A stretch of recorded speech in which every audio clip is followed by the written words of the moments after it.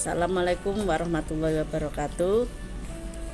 Saya Alif Laila Nes, mengajar kelas 12 IPA peminatan, matematika peminatan. Pada kesempatan kali ini saya akan mengajarkan tentang statistik inferensial, dan di dalamnya terdapat variabel acak atau random variable. Variabel acak itu untuk menggambarkan percobaan sebagai nilai numerik secara sederhana. Kita menggunakan apa yang disebut sebagai variabel acak.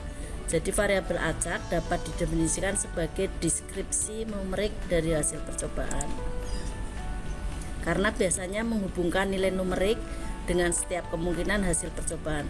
Karena nilai-nilai numerik tersebut dapat bersifat diskrit atau hasil perhitungan dan bersifat kontinu, yaitu hasil pengukuran, maka variabel acak dapat dikelompokkan menjadi variabel acak diskrit dan variabel acak kontinu. Variabel acak dinyatakan dengan huruf kapital, sedangkan nilainya dinyatakan huruf kecil. Jika X variabel acak, maka nilainya dinyatakan X huruf kecil dan peluang X kejadian huruf X-nya besar. Macam-macam variabel acak. Variabel acak dapat diklasifikasikan ke dalam variabel acak diskrit dan variabel acak kontinu. Variabel acak diskrit berhubungan dengan hasil sebuah peristiwa yang ruang sampelnya terhingga dan terhitung, sedangkan distribusi peluangnya disebut distribusi peluang variabel acak diskrit. Umumnya variabel acak diskrit berhubungan dengan pencacahan terhadap suatu objek atau individu. Contoh, lihat tabel di atas. Kita tidak mungkin menghitung atau menyatakan jumlah laki-laki sama dengan setengah atau seperempat.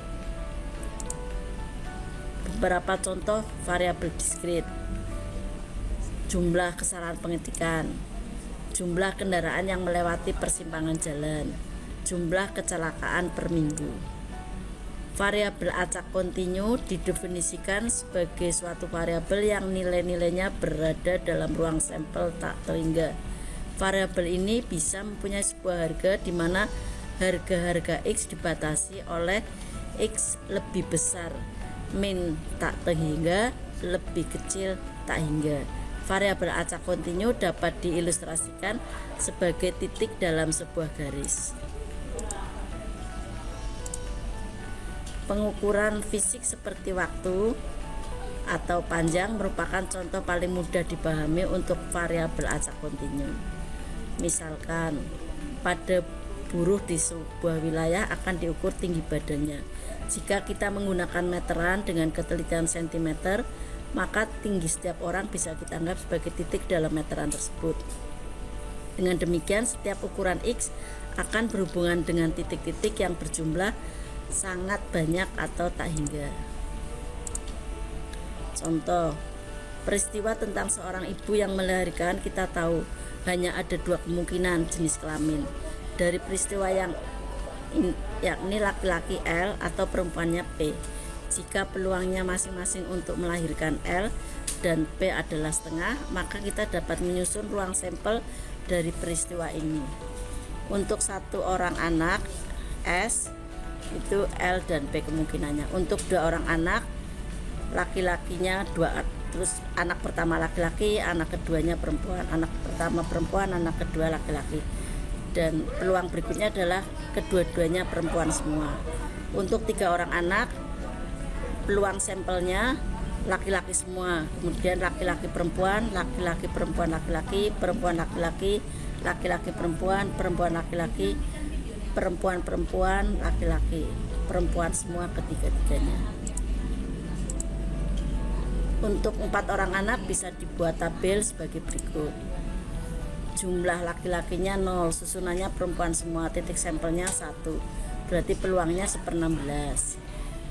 Kemudian jumlah laki-laki 2, titik sampelnya 4, peluangnya 4/16. Yang kedua, susunannya laki-lakinya 2, perempuannya 2, titik sampelnya 6, peluangnya 6/16. Yang ketiga,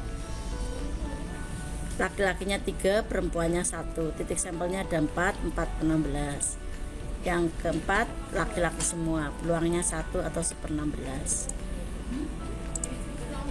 Jika tabel di atas disusun kembali dalam notasi variabel acak, maka akan diperoleh tabel yang memperlihatkan distribusi peluang variabel X sebagai berikut. X itu 0,025, kemudian 0,0625, 0,25, 0,375, 025, 0,065. Kalau dijumlah peluangnya adalah 1. Distribusi probabilitas variabel acak diskrit.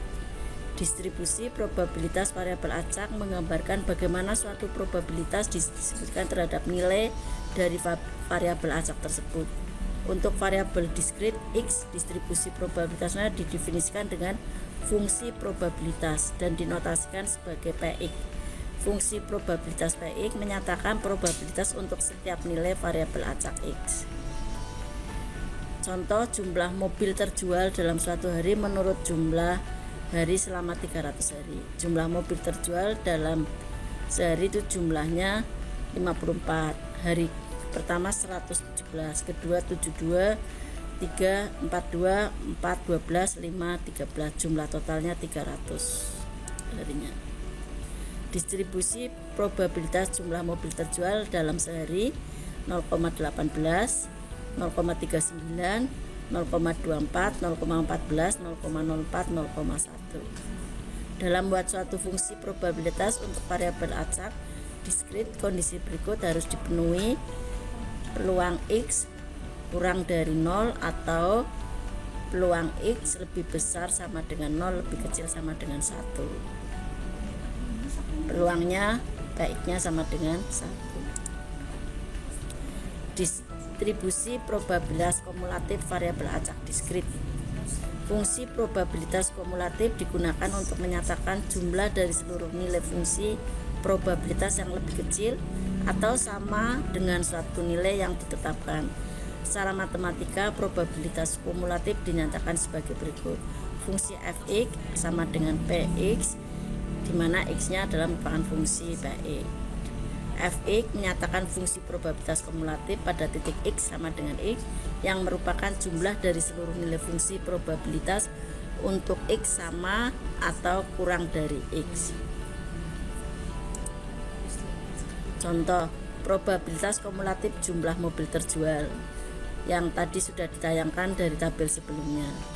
Fungsi x-nya atau kemungkinannya 0,5, 0,57, 0,81, 0,95, 0,99 dan 1, belum kalau dijumlah 1. Untuk yang terakhir bisa dibuka soal-soal latihan sebagai latihan di rumah, nanti dikerjakan, dikumpulkan pada pertemuan yang akan datang. Sekian dari kami, terima kasih. Wabillahi taufiq wal hidayah. Wassalamualaikum warahmatullahi wabarakatuh.